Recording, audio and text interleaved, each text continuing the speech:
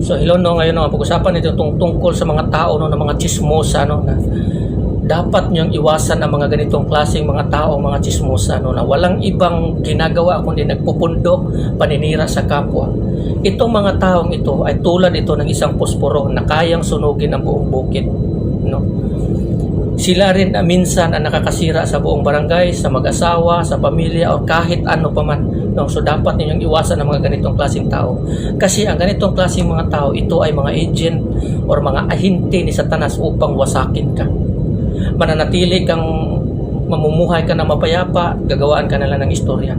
Minsan may mga bagay na nakikita nila sa iyo, nakikita kanila ng mga ganito, tapos iniiba sa kanilang paningin at sinichismis nila sa iba hanggang nagiging masama ka sa kanilang paningin.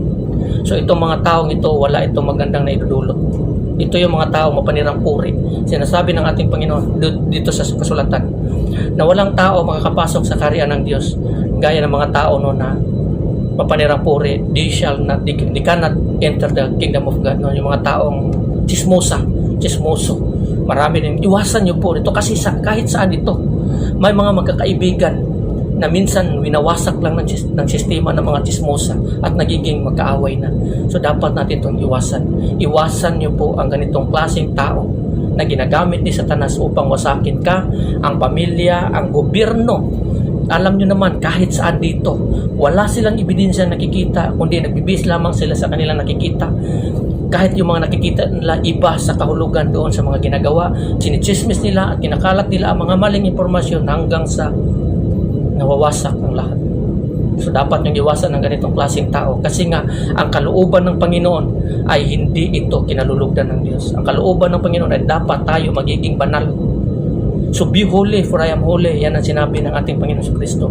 Paano tayo magiging banal sa kanyang paningin kung palagi tayong naninira sa ating kapwa?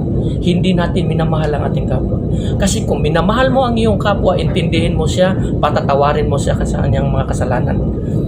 Ngunit minsan kasi nagkakasala sila sa atin, sinisiraan natin, kinakalat natin siya, pinagawa-gawaan siya natin ng istorya, tapos sinichismis na yon hanggang ang kasalanan nag-spread. Kaya gaya nga sinabi ko, ang chismosa katulad ng isang posporo na isang palitong posporo na kayang sumunog sa buong bukid. No? So kaya nitong wasakin ang lahat. Ang kasalanan sa pamamagitan nila, mag-i-spread yan at madadamay-damay na lahat. So ang kasalanan na nagmula sa dalawang tao mag-i-expand at lahat mapaparusahan dahil sa kanilang mga ginagawa. Ito ay hindi gusto ng ating Panginoon. So dapat nyo pong iwasan ang ganitong klaseng tao na kayang magwasak ng buong baryo o bansa. So hanggang dito na lang. Maraming salamat. God bless everyone.